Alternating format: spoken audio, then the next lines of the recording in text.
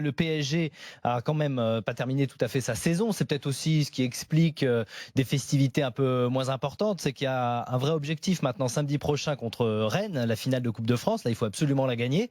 C'est peut-être aussi pour ça que le Paris Saint-Germain n'a pas voulu célébrer. Parce qu'une saison réussie, tu peux faire un c'est quand minimum. tu gagnes la Coupe de France. Tu peux faire un minimum et plus de ce qu'ils ont fait. Là, c'est pour les dirigeants. Ce que je veux dire, tu dois organiser autre chose. Tu le sais très bien. En plus, c'était avant le match. Oui, mais il y a ça, il y a la déception d'élimination en Ligue des Champions. Il y a des gens qui nous disent sur le hashtag RMC Live, qui nous disent si le PSG avait fait la fête avec on les aurait critiqués. Oui, mais sauf qu'il y aurait eu la fête, il y aurait eu un peu de retenue, je pense, de la part des joueurs aussi. Mais ce qui est pas normal, c'est que tu vois des images. Je l'ai vu sur le site du Paris Saint-Germain. Tu vois des images dans le vestiaire où les mecs s'éclatent. Ils reviennent même après sur la pelouse. Il y a plus personne.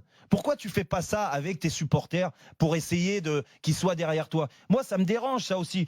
Le partage, ça fait partie du football. Mais qui est responsable alors, Jérôme? Une partie des joueurs aussi, parce que les joueurs, ils sont contents, mais c'est normal. En plus, on voit des vraies scènes de joie, effectivement, avec Lucas, sur les images. On a joué quand tu gagnes un titre. Oui, bien sûr. Moi, j'ai pas joué dans une équipe aussi forte que le Paris Saint-Germain, je reconnais. Et peut-être qu'au bout d'un moment, à force d'être champion, peut-être que tu es un petit peu sur la retenue. Mais il y a des joueurs qui viennent d'arriver, donc tu partages. Il y a eu des scènes de joie dans le vestiaire. Pourquoi tu le fais pas sur le terrain? Essaye de partager ça, qu'il y ait une union sacrée avec les gens qui sont venus, même s'il y a beaucoup de footix. Parce qu'on peut revenir. Regarde, hier, les gens, il y avait pas d'ambiance. Ils ont attendu qu'une chose, c'est que Neymar il rentre. Mais putain, mais il n'y a pas que Neymar au Paris Saint-Germain, encore moins sur les derniers mois. Ça fait 2 ans qu'il est pas là dans les matchs les plus importants. Et peut-être que tu dois le faire payer. Je peux te dire que s'il y avait eu plus d'amoureux du club qui prennent le pouvoir avec les supporters, peut-être qu'ils n'auraient pas accueilli Neymar sur la pelouse avec autant de chaleur, tu vois. Peut-être qu'il lui aurait fait ressentir aussi qu'au bout d'un moment, l'hygiène de vie,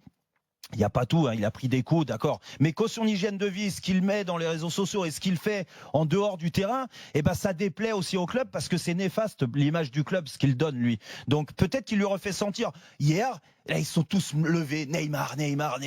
Putain, mais les footix, mais incroyable. 3/4, il y en avait dans le stade hier. Et toi, tu ne t'es pas levé? Mais non, mais bien sûr que. Mais on vient au stade pour voir ces joueurs-là. Bien sûr que c'est un joueur magnifique. Écoute, quand tu vois Neymar et Mbappé, oui, tu as des regrets que ces 2 joueurs-là soient pas là sur les phases d'élimination directe. Bien sûr, parce qu'avec ces 2 joueurs-là, plus Cavani, t'imagines le trio que t'as là.